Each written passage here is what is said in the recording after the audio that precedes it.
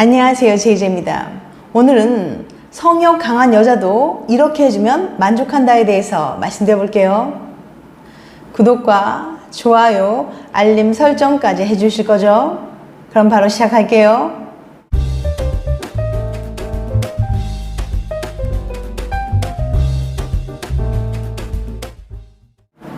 커플의 성욕 차이. 매번 저만 잠자리 하고 싶어 하는 것 같아요. 연애 상담 커뮤니티에 자주 올라오는 주제 중에 하나가 커플의 성욕 차이입니다. 애인의 성욕을 느리거나 줄이는 방법을 물어보시는 분들이 꽤 많아요. 물론 그런 방법이 없는 건 아닙니다. 하지만 근본적인 문제는 사람마다 성욕의 강도가 다르다는 데 있어요. 워털루 대학 연구진은 커플의 성욕 차이가 만성적인 갈등을 불러온다는 사실을 발견했습니다. 성욕이 많은 쪽은 항상 자기만 매달린다고 생각하게 돼요. 애인에게 늘 무시당하고 사랑받지 못한다고 느끼기 쉬운 거죠. 반면 성욕이 적은 쪽은 애인의 욕구를 채워주기 위해서 내키지 않는 잠자리를 해야 하기 때문에 심한 스트레스를 받아요. 더 나쁜 건 혹여 잠자리로 이어질까 두려워 일상 속에 애정어린 스킨십마저 꺼리게 된다는 거죠. 이런 상태가 계속되면 둘 사이는 점점 멀어지고 결국 돌이킬 수 없는 지경에 이르게 됩니다. 그러니 성욕 차이는 관계를 서서히 병들게 하는 독이라고 할 수 있죠. 그럼 해결책은 뭘까요? 이런 상황에서 두 사람에게 주어진 선택지는 딱 세 가지예요. 첫 번째, 헤어진다. 두 번째, 계속 다투며 불행한 관계를 유지한다. 세 번째, 잠자리 빈도를 협상한다. 2번을 선택하고 싶은 분들은 아마 없겠죠. 결국 관계를 유지하는 유일한 방법은 원하는 잠자리 빈도를 솔직하게 털어놓고 1대1 협상을 하는 것 뿐이에요. 남사스럽게 그런 얘기를 어떻게 하냐고요? 관계가 망가지는 것보다는 잠시 민망한 게 훨씬 낫습니다. 부끄러워하지 말고 기회를 봐서 얘기를 꺼내보세요. 사실 상대방도 당신의 마음을 이미 알고 있을 거예요. 단, 한 가지 주의하실 점이 있어요. 36년 동안 성상담을 해온 전문가 마이클 캐슬먼은 잠자리 빈도를 협상할 때는 절대로 비난하거나 경멸하는 반응을 보이지 말라고 합니다. 상대의 성욕이 자신과 다를 때 사람들은 자기가 정상이고 상대가 비정상이라고 생각하기 쉬워요. 그래서 성욕이 적은 상대에게 너 바람난 거 아니야? 날 사랑하지 않는 거 아니야? 남들은 매일 한다는데 이런 식으로 이야기하면 안 됩니다. 마찬가지로 성욕이 많은 상대에게 그렇게 많이 하자니 짐승이냐? 내가 네 욕구 풀어주는 도구냐? 이러려고 나 만나냐? 이런 식으로 말하면 안 됩니다. 성욕의 강도는 원래 사람마다 달라요. 둘 다 정상임을 인지하고 대화를 나눠야 제대로 된 합의에 도달할 수 있습니다. 그럼 잠자리 횟수는 몇 번이 좋을까? 그러면 뭘 기준으로 잠자리 빈도를 정하면 될까요? 정해진 원칙 같은 건 없지만 만 45세 이하 커플의 평균 빈도는 주 1회라고 합니다.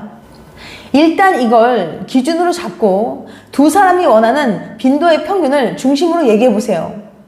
예를 들어 남자는 주 2회, 여자는 월 1회를 원한다면 주 1회나 월 2회 정도로 정하는 게 좋겠죠. 하지만 그 기준을 강압적으로 지키려 들면 도리어 역효과가 날 수도 있어요. 한 번 협상을 했다고 해서 무슨 십계명처럼 여길 필요는 없습니다. 생일이나 특별한 기념일에는 보너스로 잠자리를 할 수도 있을 거고요. 몇 주나 몇 달을 해본 다음 빈도를 조정하는 것도 얼마든지 좋습니다. 달력에 날짜를 적어두자. 잠자리는 사실 분위기가 잡히면서 자연스럽게 이루어지는 게 제일 좋죠. 하지만 연애 초반의 뜨거운 기간이 지나고 나면 그런 자연스러운 잠자리는 사라지기 쉬워요. 특히 성욕 차이가 뚜렷한 커플의 경우에는 알아서 분위기가 잡히기를 기대하다가는 섹스리스로 갈 가능성만 커질 뿐이죠. 그래서 성치료 전문가들은 대부분 관계를 가질 날짜를 미리 잡으라고 말합니다. 이렇게 하면 성욕이 많은 사람은 언제 잠자리를 해야 할지 알고 있으니까 끊임없이 말다툼을 벌인다거나 애인을 괴롭히지 않아도 되겠죠. 또 성욕이 적은 사람은 원치 않는 잠자리를 하게 될지 모른다는 두려움에서 벗어나서 부담 없이 친밀한 스킨십을 받아들일 수 있어요. 이런 애정 어린 손길이 관계에 미치는 긍정적인 영향은 말로 다 할 수 없을 만큼 크답니다. 처음엔 날짜가 됐기 때문에 잠자리를 한다는 게 어색하게 느껴질 수 있어요. 하지만 그렇게 약속을 지키면서 얼마간 시간을 보내다 보면 어느새 긴장이 풀려서 잠자리를 더 편안하게 생각하고 즐길 수 있게 될 거예요. 이 단계까지 왔다면 수렁에 빠졌던 관계를 건져내는데 성공한 셈이죠. 정리하면 커플의 성욕 차이를 해결하기 위한 방법은 이렇습니다. 첫 번째, 원하는 잠자리 빈도 털어놓기. 두 번째, 협상을 통해 적절한 빈도 정하기. 세 번째, 달력에 날짜 미리 적어두기. 성욕 차이 때문에 고민하신 분들은 조금이나마 도움이 되셨길 바랍니다. 연애 기간이 길어지면 여자의 스킨십 욕구가 줄어든다. 너 요즘 왜 그래? 눈만 마주치면 서로에게 달려들던 연애 초기와는 달리 2년, 3년, 연애 기간이 길어지면 스킨십이 귀찮아질 때가 있어요. 오늘은 안 하고 싶은데 애인의 간절한 눈빛이 미안해서 억지로 스킨십을 하는 경우도 있죠. 친구들에게 고민을 털어놔 봐도 오래 만나면 다 그래 라는 대답뿐입니다. 정말 원래 다 그런 걸까요? 함부르크 대학 병원 연구팀은 연애를 오래 하면 남녀의 성욕이 어떻게 변할지 궁금했습니다. 그래서 연애 중인 1865명에게 스킨십을 얼마나 자주 하는지, 자주 성욕을 느끼는지 등을 물어봤어요. 그리고 시간이 지나면서 커플의 성욕이 어떻게 변화하는지 비교해봤죠. 참 재밌는 결과가 나왔습니다. 연애 기간이 길어질수록 남성과 여성의 성욕은 다른 모습을 보였거든요. 남자는 얼마를 오래 만나든 애인에게 항상 비슷한 수준의 성욕을 느꼈어요. 그런데 여자는 연애 기간이 길어지면서 성욕이 크게 줄어들었습니다. 여자가 3년 넘게 연애를 하면 처음보다 2.5배나 성욕이 줄어든다니 이게 어떻게 된 일이죠? 여성은 더 친해지기 위해서 이것을 한다. 함부르크 대학 연구진에 따르면 여자의 성욕은 너를 잘 알고 싶어라는 신호라고 해요. 더 알고 싶고 더 친해지고 싶은 마음이 그 사람이랑 스킨십 하고 싶다는 욕구로 나타난다는 거예요. 여자에게 스킨십은 두 사람을 가깝게 하는 하나의 수단인 거죠. 그래서 조금이라도 더 친해지고 싶은 연애 초반에는 여자도 높은 성욕을 보입니다.